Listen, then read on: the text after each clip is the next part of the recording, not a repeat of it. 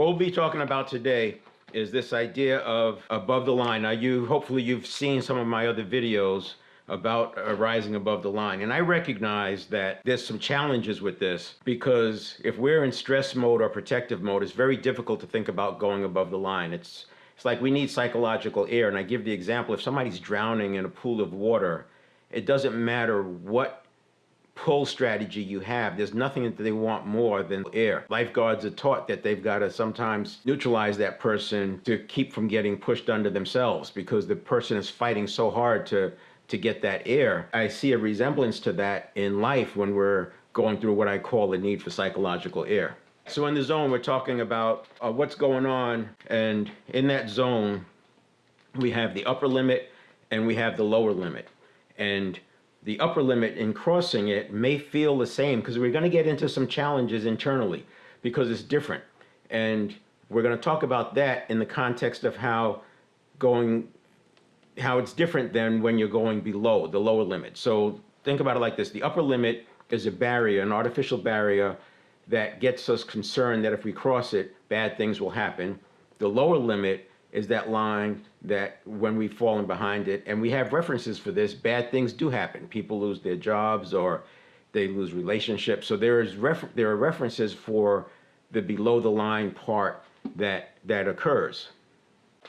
So we want to make a distinction, and I'm big on labeling things because if we label feelings and emotions, we then can distinguish between them, and we arrest some of that spiraling that happened. In this case, that spiraling is unwarranted oftentimes. There's oftentimes people think that there's some external factor that's causing this descent, and then a descent can turn into a spiral.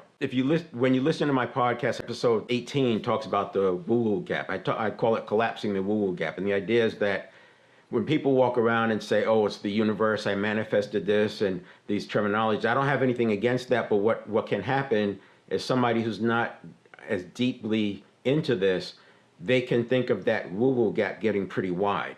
If there's 10 units across that woo-woo gap, I would argue that 9 of them are not external at all. That's happening from inside. That's huge because if you're thinking that it's all the universe, then you don't know that, you can't explain it, you can't understand it, you can't see it.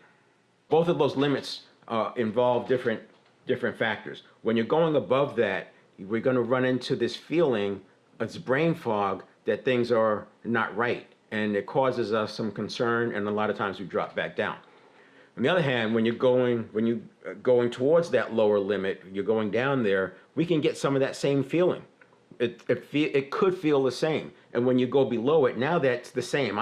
If you had caught me 2 years ago when I first started working through this 7 fitness areas as a way to help people shift from have do be to be do have, and to be able to get into a place. And there is an end game with this. The end game is that in order to access these tools and powers that people have been talking about for 2 centuries, more than that, but to access it, you have to have some other things that are in place. And so I want to deal with the 9/10 of this space that's not woo-woo, that's not in the external realm. I want to deal with what's internal so we can control that, because to the degree that you are in charge of that in those powerful present moments, that's the degree to which you'll be able to access some of what the mystics call this next level, right?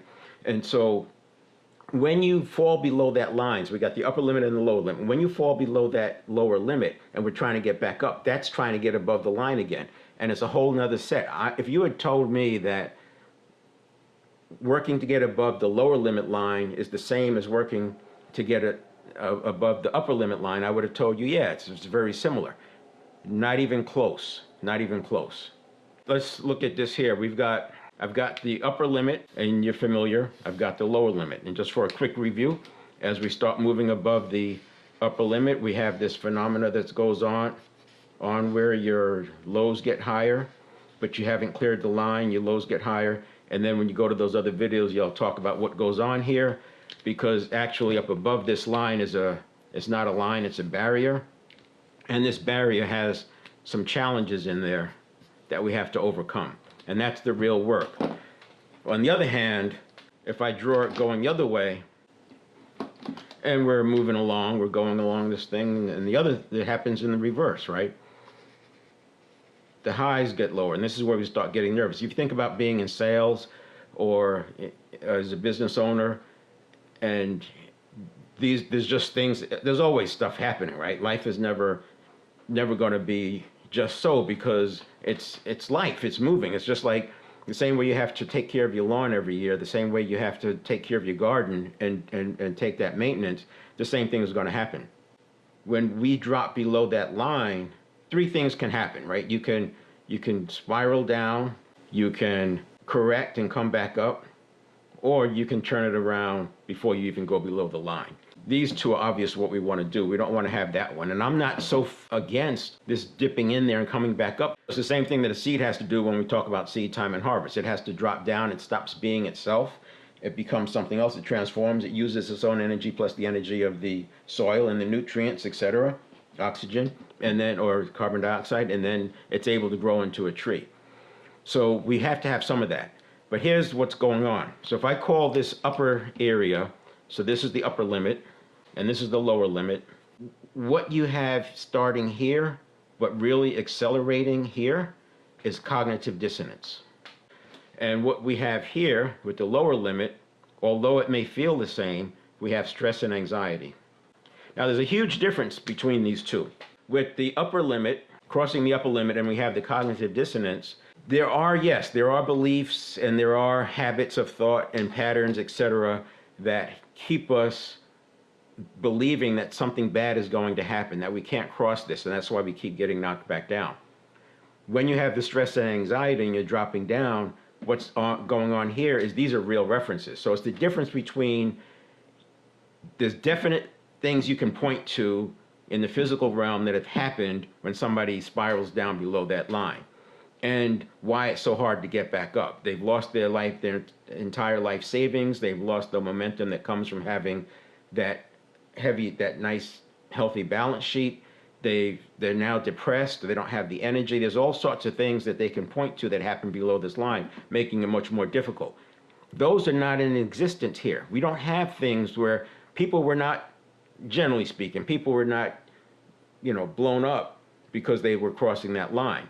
So the way I look at it is, if you've taken any psychology courses or whatever, we've got these, and think about monkeys or rats, right? And these are, let's call these the tiles. So, you've got these experiments where they put tiles in the cage, and this is a way to test how hard will the monkey or the rat work to get food. And they've shown that if you electrify some of these tiles but not others, the monkeys will learn their way to move around and not get on an electrified tile, and they'll keep learning. And then and some of this stuff is cruel. So I use it as examples because it points out why the experimenting was done. I'm not advocating it, but we have the information. I'm not going to not talk about it just because it was cruel. But what they would do is they would and the tiles would be different colors, by the way. So they could move the monkey into another cage, and it's already learned the behavior that red tiles are electrified and green tiles are okay. But then when you start electrifying some of the green tiles, it will learn, but then they would electrify more and more and more where there was only one tile, and the monkeys would literally have symptoms of losing their mind. A similar experiment, they took rats, and they had these rats that, forgot how they set it up, but the rats would get a dopamine hit if they were able to cross this area and pull the lever, or if they were able to do certain things. Or maybe a light would light up on the other side, and when that light lights up, they would cross it, pull the lever, they would get a dopamine hit. These rats literally crossed those electrified tiles until they couldn't walk anymore. They literally burned their feet basically into a place where they couldn't be used to get across, just to get that dopamine hit. It shows you how powerful dopamine is. And as an aside, if you're a leader, business owner, or you in some way working with other people to achieve more, and you're not paying attention to what goes on with dopamine and serotonin in the context of personal development and achievement, you're missing the boat. You're leaving a lot on the table, because this is what it all comes down to. The power of dopamine. It's the same neurotransmitter that enables the hunter-gatherer ancestors to go out in the Serengeti to get food, knowing that there were tigers out there, knowing that they could die. But the dopamine was strong enough to go out there and do it anyway. This is the same thing that's causing these rats to burn their feet off. It's very sad, but it's a powerful understanding. Back to the example. In thinking about going above the line, the cognitive dissonance that comes, it's because we believe We have a perception that there's electrified tiles. This is why I call it false evidence appearing real. Yes, these tiles look like what we learned from 0 to 7 that would hurt us if we went past it. Yes, the tiles look like that. Whereas when you're going into stress and anxiety, you have real references that you can point to. So one is imaginary, one is real. This is why when you reach out to those fears, when you're moving above the line and you reach out, you do these different exercises where you reach out to this object of fear, this thing where your fear is coming from, it dissolves. It dissolves because it's not really there. And so in other words, you can step on those tiles. Those tiles are not electrified. So the cognitive dissonance when you're going above the upper limit is just fog, brain fog, it's confusion. It's, this is not supposed to be working. I'm supposed to be in pain. Why am I not in pain? Where's the pain coming from? Every day you're waking up thinking it's going to get worse, it's going to get worse. That actually slows down your progress. A more effective way of recognizing, this is why you name it. You name it cognitive dissonance. And now you realize, oh, that's that cognitive dissonance again.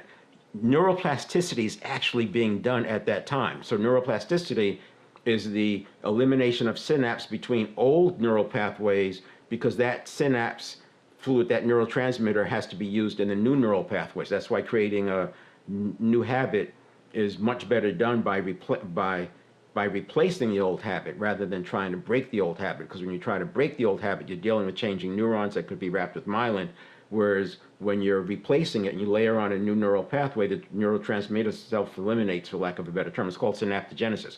But that's what's happening as through this cognitive dissonance, which is why it's such a brain fog feeling. But if you go to bed, if you withhold judgment and say, you know what, it's time for me to stop working, let me go do something else, I'll go for a walk, do some exercise, just whatever, just do something, cook a meal, whatever your hobby is, paint a picture. Go to bed and wake up the next day, you'll find you have breakthroughs. You have breakthrough ideas because the neuroplasticity happened, the new neural pathways connected, and now you see things differently because that barrier is no longer there. Now you have freedom of action, and this is how that process works as you go above the line. On the other hand, when you're going down, you have stress and anxiety. You have real pictures. If I ask you, can you give, we've all seen homeless people.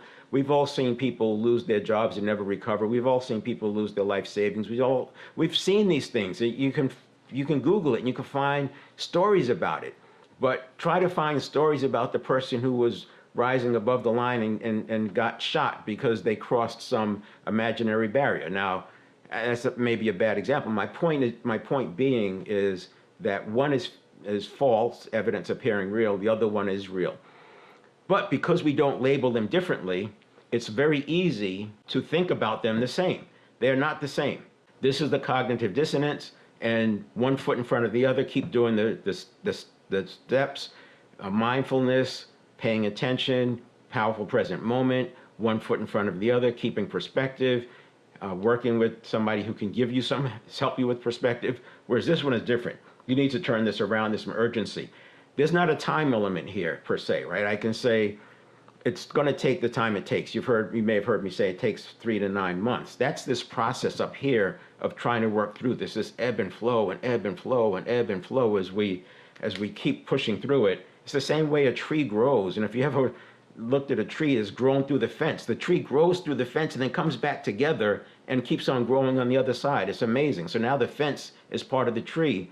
And that's this ebb and flow. You're going to run into obstacles, but you just keep going, you keep going. And just like that tree gets to the other side, we can get to the other side as well. On the other hand, where you have the stress and anxiety with that lower limit, this is real. You've actually have things you can point to. So here, there's no references. No references. Here, there's plenty of references. It doesn't mean that this is impossible. What it means is we need different strategies.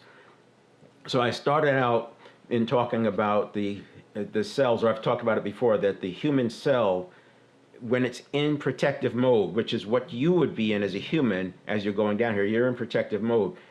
The configuration of a cell in protective mode is not able to go after nutrients and food. It's just the way it is. The configuration literally changes. This is why they say you can't create great plans from a place of despair. This is why gratitude is so important, to get you back into more of a positive mode. So cognitive dissonance, because it's not real, you're not going into protective mode. You still have your capabilities. Here, you're going into protective mode, but maybe you don't have to be going into protective mode. Maybe all it is a bit of bad news that's not even real. All of us have had that happen where you get some bad news and you're thinking, oh my gosh, this is it, it's over, and you find out it was a mistake. But yet you had all that pain and anxiety and it wasn't even real, but it didn't matter. Your depth of anxiety was still strong. So by reframing, there's some tools we'll talk about in the next one. There's some different things that we can do to help this turn happen, because that's really ideally what you want to have happen, is to have this turn and come back up. In fact, you don't want to wait that long. You want to catch it here, right? You want to get back up there. And then the nice thing is once you cross up here above the line, this stuff is not happening anymore because you don't have those references. It's a different world up here, and your unconscious there's more that it's dealing with. It's dealing with the conditioning from 0 to 7. It's piling on all your past mistakes and things that have happened in the 20s and the 30s. It's remembering all of that. Whereas when you get up here, it just doesn't have you don't have those neural pathways of bad stuff that's happened from up here, so you're free of that. But another topic. So let's label it. And then here's the label I'm going to leave you with, and we'll start here next time. On the upswing, when it's cognitive dissonance that you're working through that, we're going to call what you need here are empowerment catalysts. Empowerment catalysts are those things that keep you going. Sometimes it's what a coach does. Maybe it's if you've had a personal trainer, you've experienced this. They are basically an empowerment catalyst. They are giving you the tools. They're switching up your routine. They're giving you other things. They're giving you dietary, nutrition. They're giving you these different things to get you through these different levels. Empowerment catalysts is what we're going to call them. Whereas here, what we have is resistance factors. These resistance factors are keeping us from turning it around. And then some of those resistance factors can actually become spiral accelerators. Much the same way dehydration will cause impaired performance, too much dehydration can cause death. So dehydration is a bad thing. A little bit of dehydration, you start to notice it. A lot of dehydration, your performance is impaired. Too much dehydration and you're dead. So the same way a resistance factor can expand into something greater than just a resistance factor, it can turn into an accelerator, a resistance magnifier. So that's that piece. There's one more thing I want to tell you, and that's this. If you look at these two together and you look at it as a continuum, and I'm moving along, and then this space here is when I start to run into resistance factors at that place right there. And as we run into these resistance factors, it can feel like there's some external influence going on. There's something external. People are out to get me. The haters are working against me. My boss doesn't like me. The state's out to get me. The politicians on the other side controlling the narrative, whatever it is. This looks like it's something from external. But I will tell you that what's happening in here is us. Now, there are some other external things, but we don't want to deal with the external because you can't control that. You can't control the external. So the first thing we have to do is do everything in our power to make that work. And to get through the other side, we have to neutralize those resistance factors and turn them around and start using empowerment catalysts. The amount of you on this side, the amount of you in the middle, and the amount of you coming out of it, it's all you.